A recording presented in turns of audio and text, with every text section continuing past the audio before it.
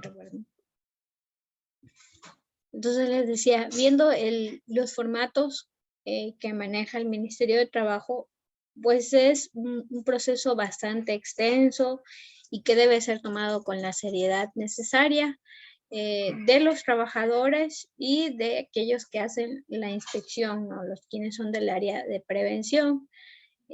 Se da a veces el caso que las empresas son en cultura preventiva, todavía no logramos generar una cultura preventiva dentro de las empresas en su totalidad, por lo que a veces simplemente cumplen con estos formatos, cumplen como un mero trámite, como un mero papel burocrático, sin hacer o detallar o verificar cada uno de esos aspectos, ¿sí?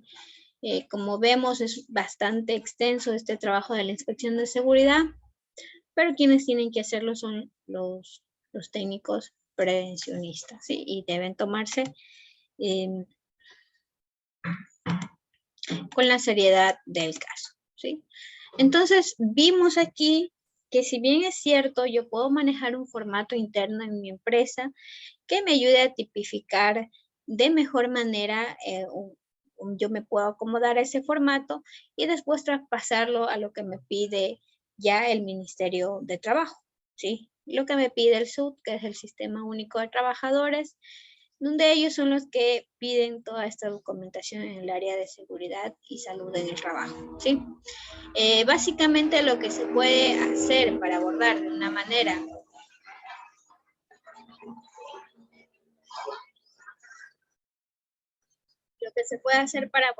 una manera más, por así decirlo, más superficial, o lo que lo podemos hacer directamente a los operadores de la maquinaria, pues es una lista de chequeo general de nuestras herramientas de trabajo. Y cuando tenemos esta lista de chequeo interna que puede manejar cada técnico de su puesto, nos va a permitir organizar mejor la información, tal vez olvidarnos de algún tipo de situación que necesitamos específico para una maquinaria. También nos da un proceso de homogeneidad de la información, es decir, vamos a manejar, aquí dice, faltan llantas de seguridad y acá dice, faltan neumáticos de seguridad, pero si hacemos una sola ficha no van a ver, como quien dice, no nos vamos a andar confundiendo, manejamos el mismo lenguaje, por así decirlo. Y también facilitan que nosotros le podamos consultar de mejor manera a los trabajadores. Como vimos, los formatos que maneja el ministerio pues pueden ser un poco amplios. Vimos que incluso hay unos que están con la normativa en el ámbito de seguridad. Y uno como trabajador a veces no tiene ese conocimiento. Entonces, eso ya es para el que se dedica a eso de la parte de prevención. Entonces, nosotros acá podemos hacer un checklist más liviano para que los trabajadores puedan responder de una manera más simple, ¿no? Aquí un ejemplo de un checklist que se puede manejar, por ejemplo, para alguien que está operando este montacarga. Por ejemplo, aquí le ponemos cómo se llama esta carretilla elevadora, la codificación que tenga dentro de la empresa y si cumple, no cumple o no aplica, ¿sí? Por ejemplo, ¿está el equipo dotado de retrovisores? Sí, no cumple, no aplica, perdón. ¿Está el equipo dotado de iluminación y esta funciona? Sí o no. ¿Está dotado de señalización acústica y visual? Sí. El equipo debe ser reparado. Buenas tardes. El equipo debe ser reparado inmediatamente. El equipo tiene deficiencias que deben planificarse. Sí, no aplica, ¿sí? Entonces, por ejemplo, esto es como un checklist un poco más específico, más liviano, que puede manejar el trabajador y puede traspasárselo al técnico prevencionista. ¿Cómo se debería hacer una inspección de seguridad de forma correcta? Pues primeramente nos vamos con todas las personas, el prevencionista, nos vamos con el delegado de prevención, con la parte del Comité de Seguridad y Salud en el Trabajo. Y lo ideal es que no detengamos las actividades hablando del taller mecánico, que no detengamos las actividades, sino que podamos visualizar el trabajo en movimiento, en producción, ¿sí? Es mejor tener un apoyo fotográfico, sobre todo si hablamos de empresas públicas, siempre la evidencia fotográfica es necesaria y en algunas empresas privadas también, ¿sí? Entonces, si estamos diciendo que hay una grieta en el techo, lo mejor será identificar esa grieta a través de un registro fotográfico. Lo que les había dicho, que las instalaciones estén en uso y no estén paradas. Se indicará si tienen desviaciones técnicas y o humanas, es decir, si algo está fallando dentro de la organización y la ejecución de ese trabajo. Lo que les decía, es mejor hacerlo con la presencia de delegados de prevención y con las personas que maniobran esas maquinarias, es decir, el propio personal de producción. Al final de hacer esta inspección de trabajo en los diferentes puestos, debemos ir comentando de manera verbal una conclusión general. Es decir, si es el trabajo de soldador, debemos darle una conclusión o un comentario general de cómo vemos que está su puesto de trabajo, si se deberán tomar a futuro ciertas medidas correctivas o medidas preventivas que todavía no se hayan adoptado dentro de su puesto de trabajo.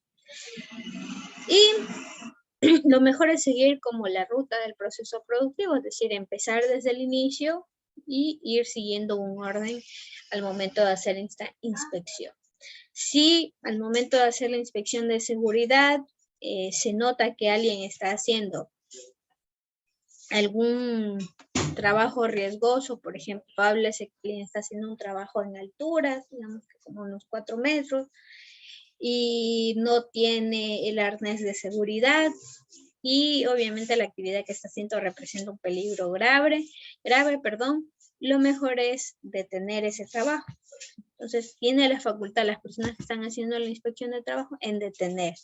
O, por ejemplo, están trabajando con una moladora o con unas sierras circulares, tienen carcasas.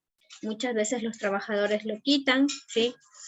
Y si nosotros consideramos que esto es algo muy grave, podemos suspender el trabajo de este operador y hacerle que tome las medidas preventivas. Vuélvale a colocar la carcasa y puede retomar con su trabajo. Claro que ya depende. Es cuando el SRI sabe clausurar los negocios, ¿verdad? Ya, el SRI sabe clausurar los negocios. Ellos son cuando no hacemos los trabajos de hacer nuestras declaraciones a tiempo, de que le hemos adeudado el sueldo a un trabajador, de que no hemos cumplido, por ejemplo, se supone que uno emplea a alguien y tiene que asegurarlo.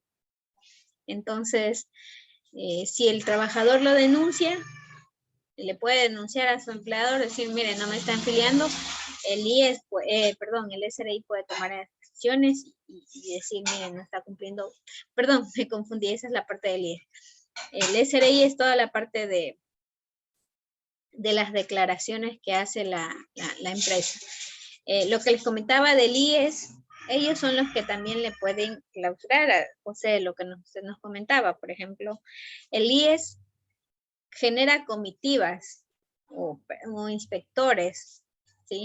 No sé si ustedes han visto en algunas empresas que llegan con el chaleco del IES, llegan a la empresa de manera imprevista. No sé, y uno dice, ¿para qué salen los del IES si no están en ninguna campaña de salud ni nada de eso? El IES es el Instituto Ecuatoriano de Seguridad y Salud, de salud social, perdón.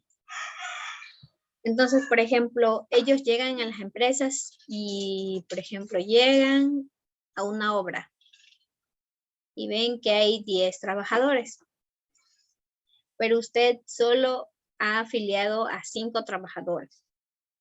Entonces el IES le puede otorgar una multa, porque dice, usted tiene aquí personas que no ha afiliado al seguro. Le puede otorgar una multa a la empresa. Incluso lo puede sancionar, ¿sí? Entonces, o por ejemplo, el IES puede ir a ver y dice, por ejemplo, no están cumpliendo con toda la parte de seguridad, el IES también puede tener esa facultad para otorgarle una multa, ¿sí? Entonces ellos también los pueden multar y los pueden cerrar, el IES, el SRI cuando no cumple sus obligaciones tributarias. Quienes también hacen inspecciones de seguridad, por ejemplo, el Ministerio del Ambiente, dependiendo, ¿no? Sabemos que no siempre hacen las inspecciones, pero por ejemplo en una constructora, ellos tienen que saber manejar los residuos que genera la constructora.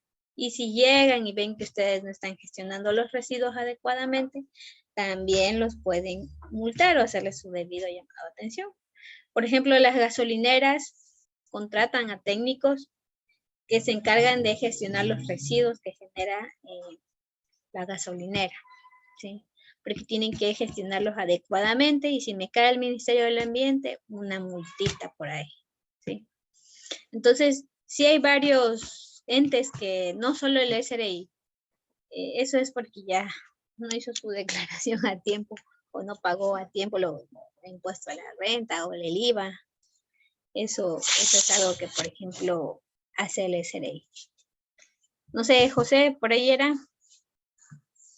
Así es que también a veces saben, están clausuradas, digamos, los locales, porque saben, digamos, no cuentan con las medidas de sanidad y eso. Ah, ya. Esa de las medidas de sanidad le puede sancionar, por ejemplo, me parece que se lo hace directamente el Ministerio de Salud. El Ministerio de Salud también tiene la facultad de hacer visitas. Asimismo, también el cuerpo de bomberos también lo puede sancionar porque no tiene los implementos de seguridad y me parece que ellos también hacen una inspección de sanidad, los bomberos. No estoy muy segura. Por ejemplo, aquí hay muchos ministerios dentro de que se dedican a diferentes áreas y todos ellos pueden tomar o generar sanciones en una empresa. Por ejemplo, ese que sancionan por suciedad, ese principalmente es el Ministerio de Salud. Por ahí era. Muy bien, entonces, por ejemplo, por eso es mejor cumplir con las normativas. También es mejor, lo que hacen muchas empresas aquí, cumplen con el papeleo, aunque no lo cumplan en la parte propia. Hacen eso porque a veces no siempre se hacen las inspecciones. Una inspección siempre denota que se movilicen los trabajadores, denota gasto para el ministerio que lo hace. Entonces no siempre se hacen esas inspecciones, simplemente se ve que cumplen con el papeleo, pero si a uno le cae una inspección, le cae principalmente porque hubo una denuncia. Casi siempre. No es que ellos hacen periódicamente así. El SRI es más estricto. Pero esos otros inspecciones de seguridad como el IES, el Ministerio de Salud, hay algunos que sí hacen periódicamente más seguido. Hay otros que van es cuando hay una denuncia externa. Ahí suele ser ya la caída y limpia. O por ejemplo, ustedes se habrán dado cuenta, aquí hay, dentro de la gobernación está la parte de la intendencia. Los intendentes, por ejemplo, ellos dan los permisos de los bares y de los restaurantes, solo si usted no tiene permiso de bar, como por así decirlo, y vende o expide alcohol sin vender comida o cosas así, le pueden clausurar su negocio también. Entonces, por ejemplo, eso lo hace, me parece que es aquí dentro de las localidades pequeñas, no va directamente el gobernador, no que vaya todo. Va aquí me parece que es el jefe político el que lo hace en los cantones pequeños, ¿no? Bueno, hay muchos organismos a los que deben cumplir, ¿no? Pero aún así vemos que no es suficiente, ¿no? Hay muchos organismos que se supone deben velar por el cumplimiento de las normativas en sus diferentes ámbitos, pero no siempre se da porque es más cómodo simplemente ver que cumplan con el papeleo, como les digo. ¿Sí? Y también muchas veces en empresas grandes, sí se ve. Lamentablemente es un país donde la corrupción está bastante difundida y sí se ve mucho el déjame pasar esto y te llevas con el inspector de seguridad y ya arreglan, ¿no? Sí se ve mucho aquí en nuestro país. No podemos decir que se garantiza la aplicación de las normativas porque sí hacen eso de que pasas por debajo una pequeña coima. Bueno, eso me fui de largo. Bueno, Pero sí, sí se podría acabar la corrupción. ¿mandé? Sí se puede acabar la corrupción, se puede acabar desde raíz y todo eso, matando a todos. No. La corrupción, los problemas sociales, vienen principalmente, la corrupción viene desde la propia cultura de nosotros mismos, ¿no? Por ejemplo, si alguien aspira a un puesto político, muy pocos son los que realmente quieren ir porque quieren ayudar a su pueblo. Algunos sí lo querrán, pero una vez que están ahí, ven lo que pueden tener su tajada. Pues yo hoy en día no metería las manos al fuego por ningún político, porque siempre toman ventaja de lo que ellos pueden tomarnos. Si asfaltamos la calle y cuesta 5 millones asfaltarlas, nosotros vamos a cobrar 10 millones y esos 5 millones extras son para las diferentes personas. Lamentablemente eso es algo que pasa. Y también pasa en nuestro diario vivir. La viveza criolla nace, como les digo, desde la propia cultura.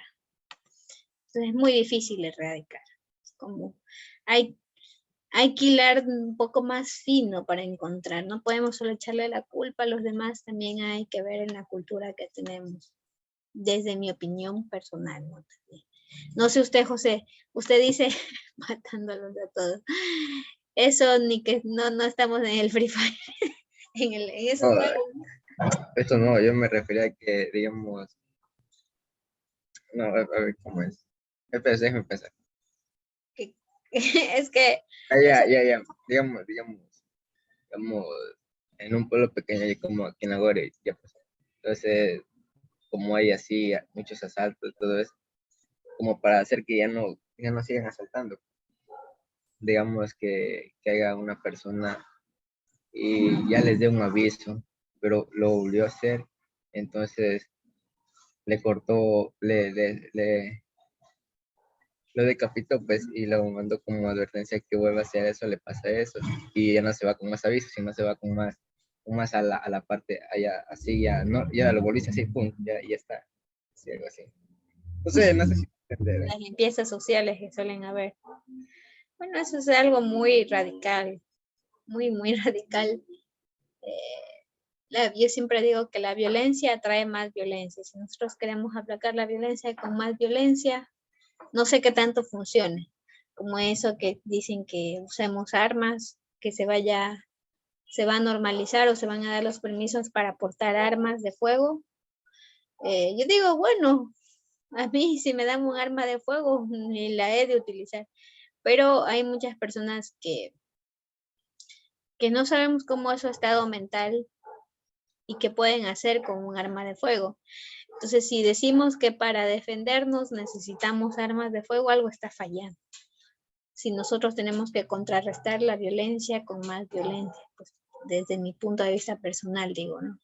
Yo, por ejemplo, en esa deportación de armas de fuego, estoy completamente en desacuerdo. Imagínense que al calor de una discusión alguien viene y le dispara a alguien.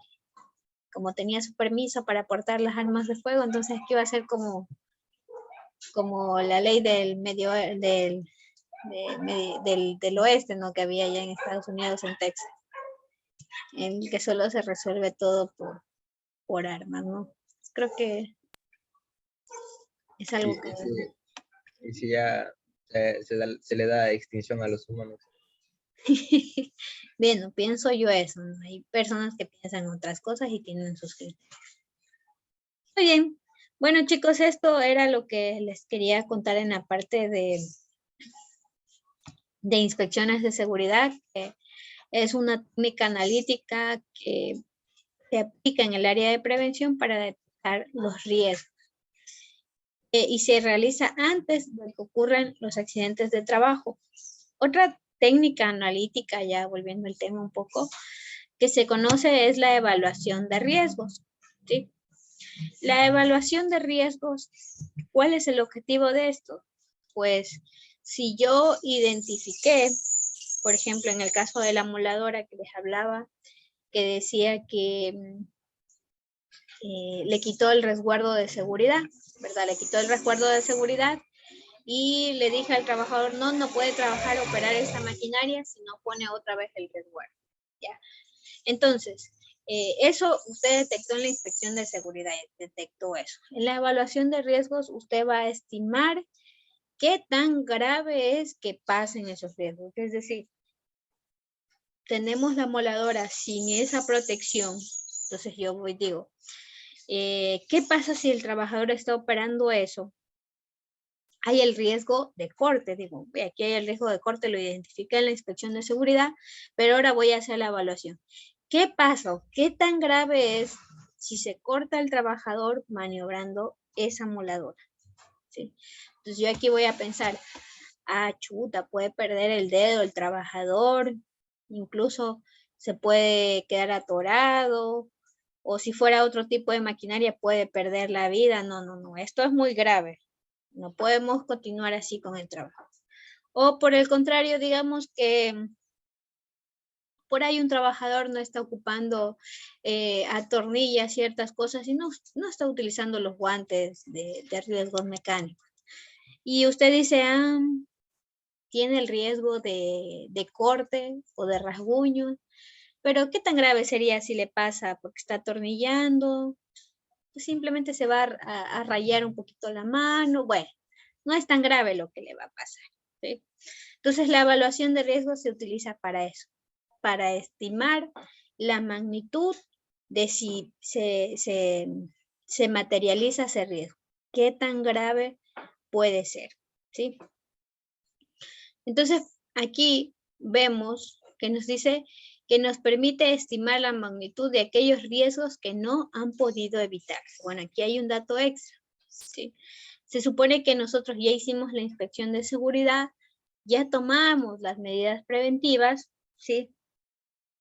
Y ya evaluamos esos riesgos, ya dijimos que hay el riesgo de corte y tomamos las medidas preventivas, pero incluso hay riesgos que, por ejemplo, la moladora siempre va a cortar, la soldadora siempre va a haber parte o de contacto eléctrico, o cuando vaya a hacer una instalación eléctrica siempre va a haber electricidad. Son riesgos inherentes, son peligros propios de naturaleza propia del puesto de trabajo que no puedo evitar, sí, pero tengo que evaluarlos para ver qué medidas preventivas puedo tomar para minimizarlo. Entonces aquí, lo que les decía, gracias a esta evaluación, yo logro estimar si es muy grave y qué medidas preventivas debo tomar, ¿sí?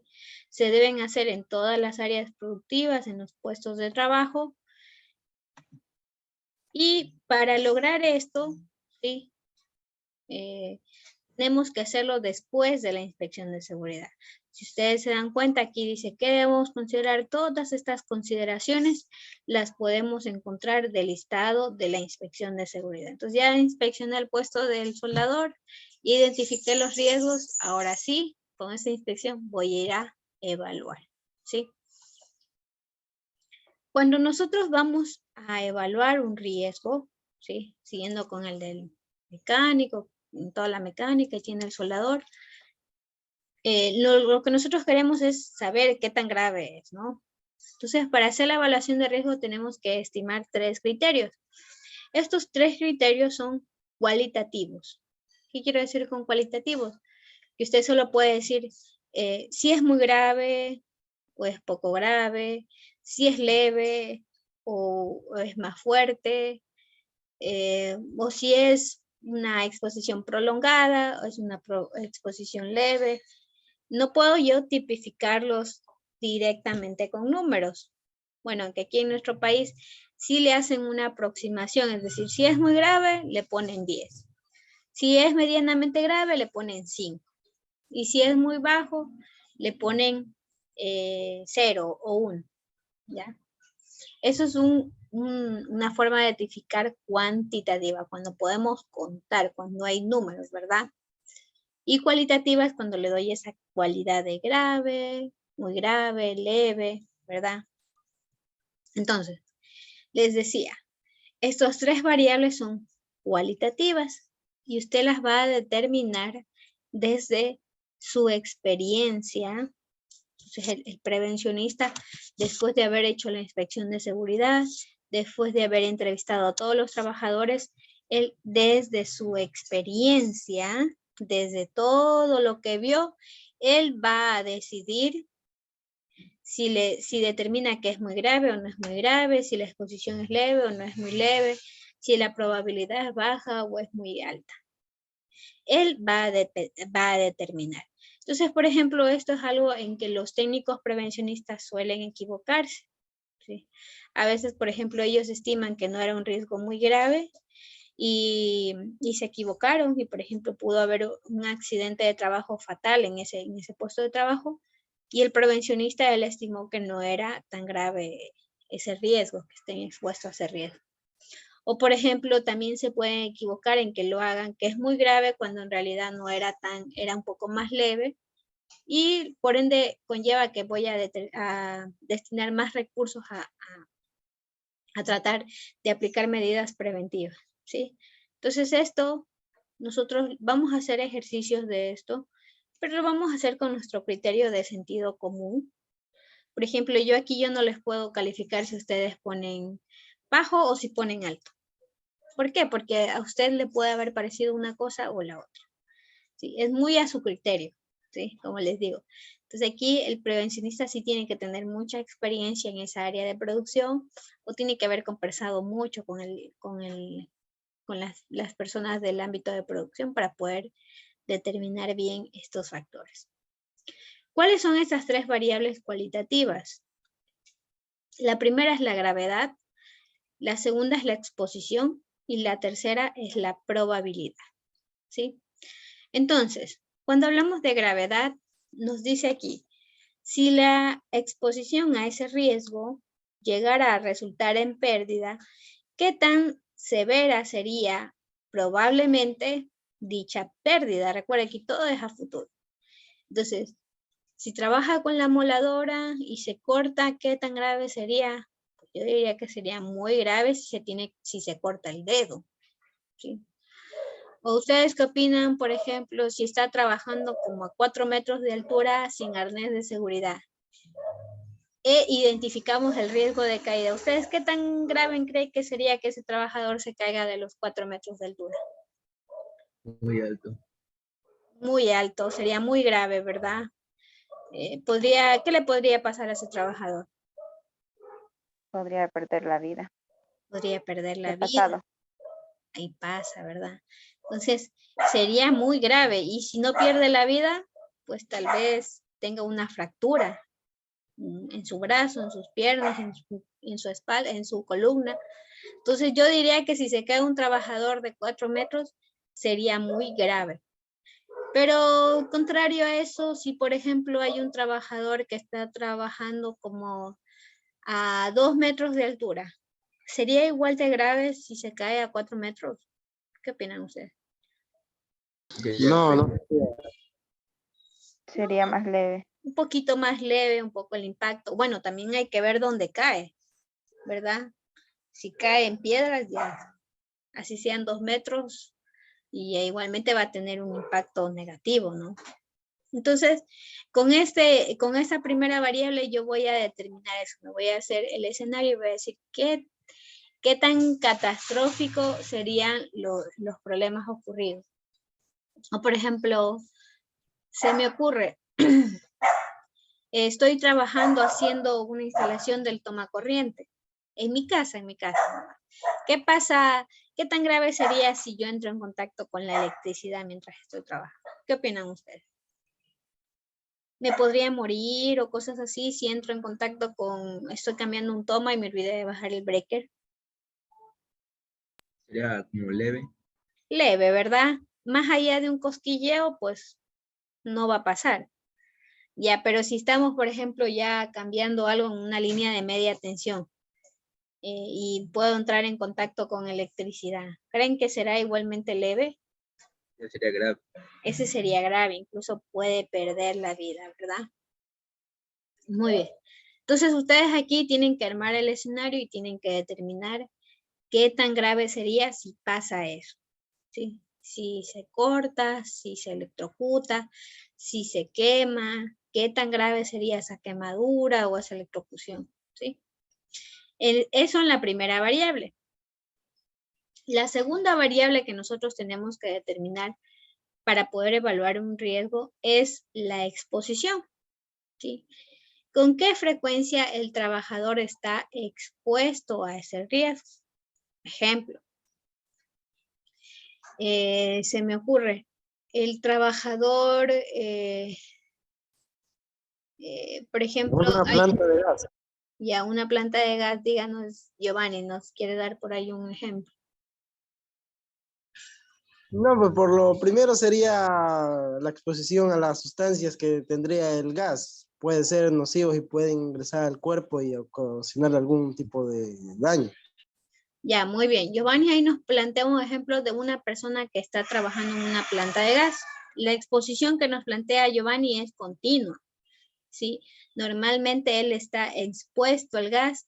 Contrario, por ejemplo, usted en su casa, aquí en el GLP, en el tarro que usted tiene en su casa, ¿cree que está expuesto al gas? ¿Cree que le puede afectar a su salud? ¿Qué opinan ustedes?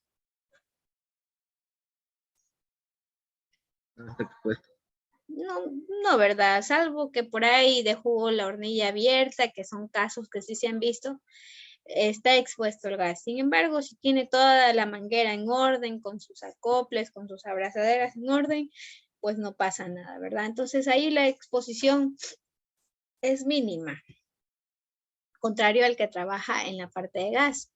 O por ejemplo, si tenemos una percha, las perchas tienen que estar apernadas al suelo, las perchas en las bodegas de las empresas. Entonces, el bodeguero que está yendo alrededor de las perchas, él siempre va a estar alrededor de eso, ¿sí? Y él, por ejemplo, puede sufrir el riesgo de derrumbamiento de objetos sobre él, siempre, porque él siempre está manejando por ahí, ¿sí? Pero, por ejemplo, los otros trabajadores, o un trabajador que va y va a retirar cada cierto tiempo una herramienta y la retira, pues la exposición es más leve, ¿sí? Entonces, o por ejemplo, el técnico que se tiene que subir al poste, ¿sí? Si él todo el tiempo tiene que estar haciendo su trabajo en el campo, o también lo combina con trabajo en la oficina, ¿sí? Entonces, si siempre tiene que estar en el campo, subiéndose a los postes, cambiando, la exposición es alta, siempre está en eso. Pero si combina mucho entre ese trabajo allá arriba, entre otras actividades, pues la exposición ya no es tan alta, no es más leve. Entonces aquí determina la frecuencia con la que yo me expongo al riesgo. Y finalmente, la última variable que tengo que determinar es la probabilidad.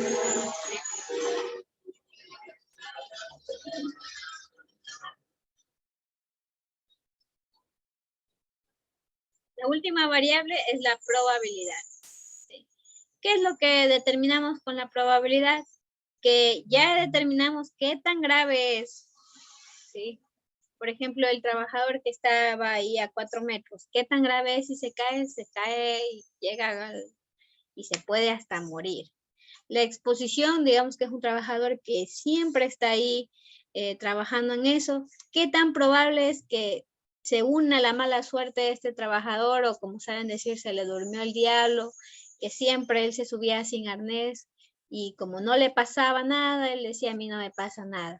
¿Qué tan probable es que ocurra ese accidente de trabajo? ¿Sí?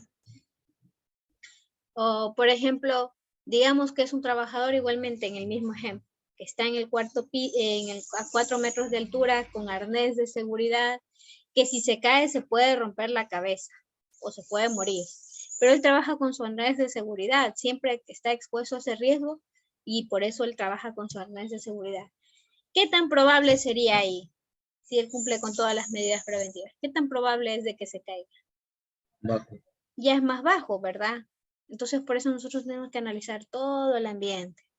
Entonces, ahí es como quien dice, ¿qué tan probable es que todo este escenario que hemos pintado pueda materializarse? ¿Sí? De acuerdo a las condiciones. ¿Sí? ¿Qué tan probable es que si yo voy al campo, yo analizo que soy una persona que soy guardabosques, tengo que ir al bosque, tengo que hacer, esa es parte de mi trabajo. Todos los días tengo que ir al bosque. Y me puedo encontrar una culebra. ¿Qué tan grave es que me pique la culebra? Pues si es una culebra venenosa, pues va a ser muy grave. Si siempre tengo que ir al campo, la exposición también va a ser alta. Pero ahora sí tengo que decir qué tan probable es que realmente pase eso. ¿Qué tan probable es que justo voy caminando ahí y me encontré con la culebra y me picó? Si usted dice, no, las culebras se esconden en el día, no andan nunca por ahí, entonces la probabilidad es baja.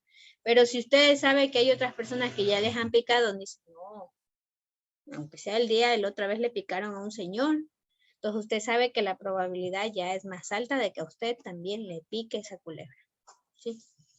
No sé si está entendido ahí estos 3 factores. Ya, muy bien. Sí, claro. Muy bien, vamos a quedar hasta aquí. El día de mañana ya vamos a hacer un ejemplo. Hay diferentes metodologías para hacer esta evaluación de riesgos. El método que se utiliza aquí en nuestro país es el método de William T. Fine, pero hay un método básico que para la parte didáctica es suficiente para nosotros, en donde solo tenemos que estimar estas 3 variables. ¿Sí? Muy bien, entonces hasta aquí el día de hoy. Les agradezco mucho por su atención y recuerden, tenemos una prueba el día lunes. ¿Sí? Una buena tarde para ustedes.